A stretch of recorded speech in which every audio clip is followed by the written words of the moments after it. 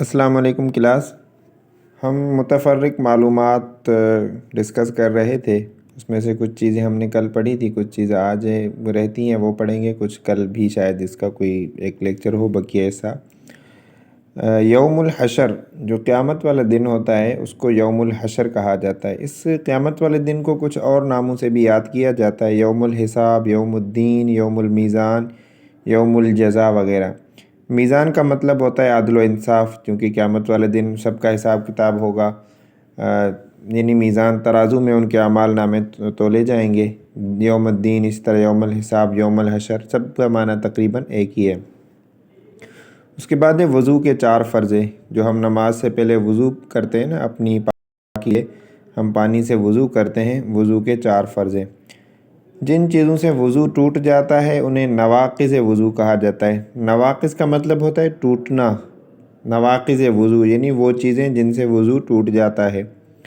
میں نے ملائکہ میں آپ کو بتایا تھا 4 مشہور فرشتے ہیں، اور ان کے میں نے کام بھی آپ کو بتایا تھا. اور انسان کے جو دونوں کندھے پر بیٹھتے ہیں فرشتے، ان کو کرامن کاتبین کہا جاتا ہے. کاتبین کا مطلب لکھنے والا، کرامن کا مطلب معزز. تو اسی طرح قبر میں جب انسان کو دفن کیا جاتا ہے تو وہاں پر 2 فرشتے اسے سوال جواب کرنے آتے ہیں کہ تمہارا رب کون ہے، تمہارا دین کون سا ہے، تم کس نبی کے پیروکار تھے. اس طرح کے سوالات ہوتے ہیں. تو وہاں پر جو سوالات کرنے والے جو فرشتے ہوتے ہیں ان کو منکر نکیر کہا جاتا ہے. یہ سوال عموماً مختلف ٹیسٹوں میں پوچھا جاتا ہے. قبر میں سوال کرنے والے فرشتوں کو کیا کہا جاتا ہے؟ تو ان کو منکر نکیر کہا جاتا ہے.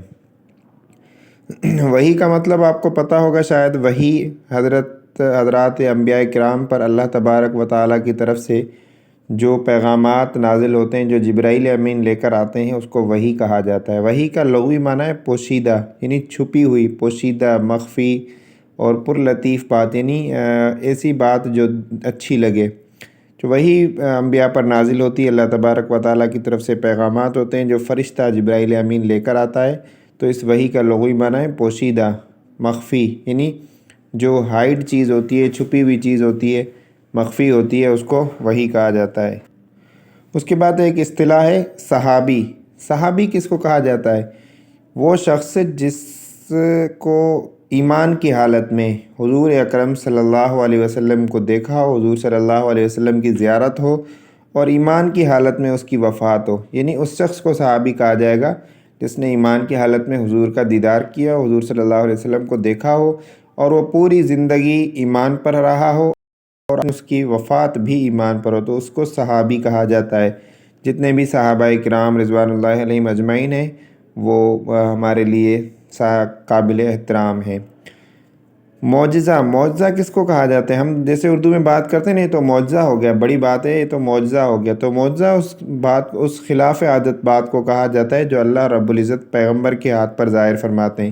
جیسے کہ حضرت موسیٰ علیہ السلام نے جب فرعون کے جادوگر نے اپنی لاٹھیاں پھینک کر ان کو سانپ بنا دیا، تو حضرت موسیٰ علیہ السلام کو بھی اللہ تعالیٰ نے حکم دیا کہ اپنی لاٹھی کو فَأَلْقَىٰ عَصَاهُ، یعنی حضرت موسیٰ علیہ السلام نے قرآن مجید میں ذکر آتا ہے اپنی لاٹھی کو پھینکا تو وہ لاٹھی سانپ بن گئی اور سارے سانپوں کو وہ نگل گئی. اسی طرح دوسرا حضرت موسیٰ علیہ السلام کا معجزہ تھا، وہ ہاتھ جو ہے بغل میں ڈال کے باہر نکالتے تھے، وہ سورج کی طرح چمکتا تھا. تو اسی طرح حضرات انبیاء کرام پر خلاف عادت، خارق کی عادت، یعنی عادت کی سے ہٹ کر کوئی چیز ظاہر ہو، اللہ تبارک و تعالیٰ کی طرف سے ان کے ہاتھ پر ظاہر ہو، تو اس کو معجزہ کہا جاتا ہے.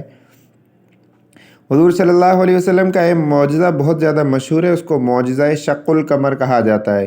شق کا مطلب ہے ٹوٹ جانا، قمر کا مطلب ہے چاند. حضور صلی اللہ علیہ وسلم سے کفار نے مطالبہ کیا تھا کہ تم نبوت کے دعوے کرتے ہو، نعوذ باللہ، اگر تم واقعی سچے نبی ہو تو اس چاند کو 2 ٹکڑے کر کے دکھاؤ. تو حضور صلی اللہ علیہ وسلم نے اللہ تعالیٰ کے حکم سے اس چاند کو اشارہ کیا اور چاند 2 ٹکڑے ہو گیا. 14ویں کا چاند جو ہے وہ 2 ٹکڑے ہو گیا. تاریخ میں لکھتے ہیں کہ جن لوگوں نے یہ واقعہ دیکھا تھا انہوں نے کہا تھا کہ ہم نے دیکھا چاند کا ایک ٹکڑا جبل کی اس طرف ہے اور چاند کا دوسرا ٹکڑا جبل کے دوسرے طرف ہے. تو اس کو معجزہ شق القمر کے نام سے یاد کیا جاتا ہے، یعنی چاند کا 2 ٹکڑے ہو جانا. غسل جو ہمارے اوپر فرض ہوتا ہے، غسل فرض جن چیزوں سے ہوتا ہے، تو غسل میں 3 فرض ہیں. اس کے بعد ہمیں پاکی کے لیے غسل کرنا پڑتا ہے. کچھ اصطلاحات جو ہم عموماً استعمال کرتے ہیں، جیسے ہم کہتے ہیں نا نماز فرض ہے. تو فرض کیا چیز ہے؟ جیسے ہم کہتے ہیں وطر کی نماز واجب ہے، تو واجب کیا چیز ہے؟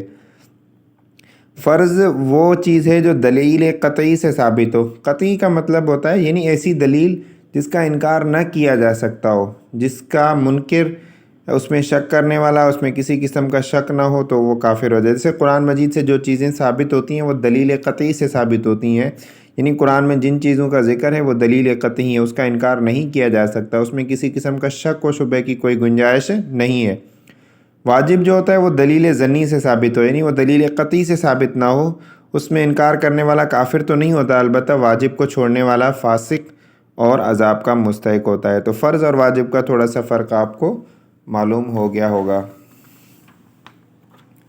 اس کے بعد ہے سنت۔ فرض واجب کے بعد تیسری چیز جو ہمیں ذہن میں آتی ہے وہ ہے سنت۔ سنت اس کام کو کہتے ہیں جس کو آپ صلی اللہ علیہ وسلم نے خود کیا ہو، صحابہ کو حکم بھی دیا ہو، اگر صحابہ نے وہ کام کیا ہو تو آپ نے ان کو روکا نہ ہو تو اس کو سنت کہا جاتا ہے۔ پھر آ جاتا ہے سنت کی دو قسمیں، ایک سنت مؤکدہ، سنت غیر مؤکدہ۔ سنت مؤکدہ میں نے آپ کو بتایا تھا، سنت مؤکدہ اس سنت کو کہا جاتا ہے جس کو حضور صلی اللہ علیہ وسلم نے تاکید یعنی پابندی کے ساتھ، ہمیشگی کے ساتھ اس کو کیا ہو تو اس کو سنت مؤکدہ کہا جاتا ہے۔ سنت مؤکدہ بھی جو ہے وہ تقریباً لازم کے درجے میں ہوتا ہے، اس کو چھوڑنے والا گناہ گار ہوتا ہے۔ دوسرا ہے سنت غیر مؤکدہ۔ سنت غیر مؤکدہ وہ ہوتا ہے جو وہ سنت ہوتی ہے جو مؤکد نہیں ہوتی، یعنی اس کی تاکید نہیں ہوتی، اس کا حکم نہیں ہوتا، اس کو اگر پڑھیں گے تو ثواب ہوگا، نہیں پڑھیں گے تو گناہ نہیں ہوگا۔ اس کے بعد فرض واجب کے علاوہ، سنت کے علاوہ شریعت میں کچھ ایسے کام ہوتے ہیں جن کو فضیلت والا کام کہا جاتا ہے، وہ نفل نماز ہے۔ نفل کا لغوی معنی بھی ہے زائد، یعنی اضافی چیز۔ تو اس طرح مستحب ہے، مستحب کا مطلب ہوتا ہے یعنی وہ عمل مباح بھی مستحب بھی، یعنی اس کے کرنے پر ثواب ملتا ہو، نہ کرنے پر گناہ نہ ملتا ہو۔ میں نے لکھا ہے فرض کی دو قسمیں، جیسے اوپر فرض کی تعریف میں نے کی، آپ کو بتایا فرض کیا ہوتا ہے، تو وہاں پر فرض کی دو قسمیں، ایک فرض عین ہوتا ہے، ایک فرض کفایہ ہوتا ہے۔ فرض عین کا مطلب ہوتا ہے وہ ہر حال میں آپ کو ہی ادا کرنا ہے۔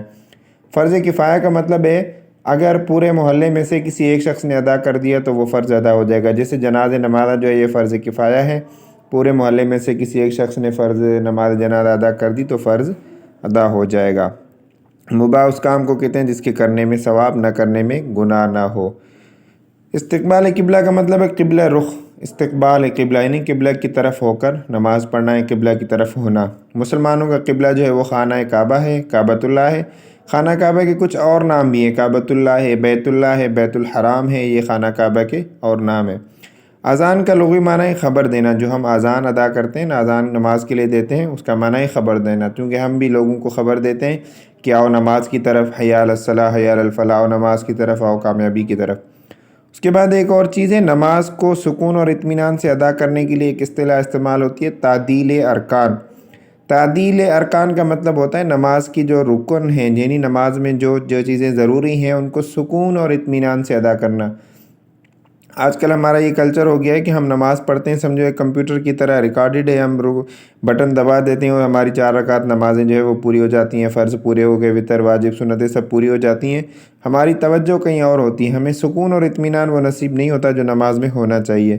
تو تعدیل ارکان کا مطلب ہے نماز کے ارکان کو سکون اور اطمینان سے ادا کرنا۔ اس کے بعد ہے متواتر۔ متواتر، خبر متواتر یہ حدیث کی ایک قسم ہوتی ہے۔ خبر متواتر اس خبر کو کہا جاتا ہے، یا تواتر اس کو کہا جاتا ہے، یعنی اس کے نقل کرنے والے بہت زیادہ ہوں، کثرت سے، یعنی زیادہ نقل کرنے والے ہوں۔ اور اس میں ایک اور چیز بھی آتی ہے کہ اس پہ اتنے زیادہ نقل کرنے والے ہوں ان کا جھوٹ پر جمع ہونا محال ہو۔ لازمی سی بات ہے، کوئی ایک آدمی جھوٹا ہو سکتا ہے لیکن بہت زیادہ 80، 90، 100، 1000 آدمی تو جھوٹے نہیں ہو سکتے نا، تو وہ خبر جو ہے متواتر ہوتی ہے۔ اس کے بعد ہے عبادت کا لغوی معنی۔ عبادت کا لغوی معنی ہے بندگی، جو ہم عبادت ادا کرتے ہیں نا، نماز پڑھتے ہیں تو ہم بندگی اختیار کرتے ہیں، خدا تعالیٰ کی بندگی اختیار کرتے ہیں، اللہ تعالیٰ کی بندگی، تو عبادت کا لغوی معنی ہوا بندگی۔ قرآن مجید میں شرک کو بڑا گناہ کہا گیا ہے۔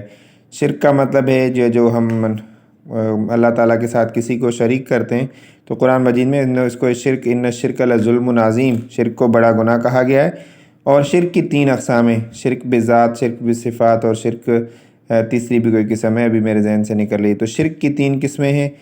تو یہ ہمارا ٹاپک تھوڑا سا لمبا ہو گیا، اس کو آج ہم یہیں پر سٹاپ کرتے ہیں، کل اس سے آگے پڑھیں گے۔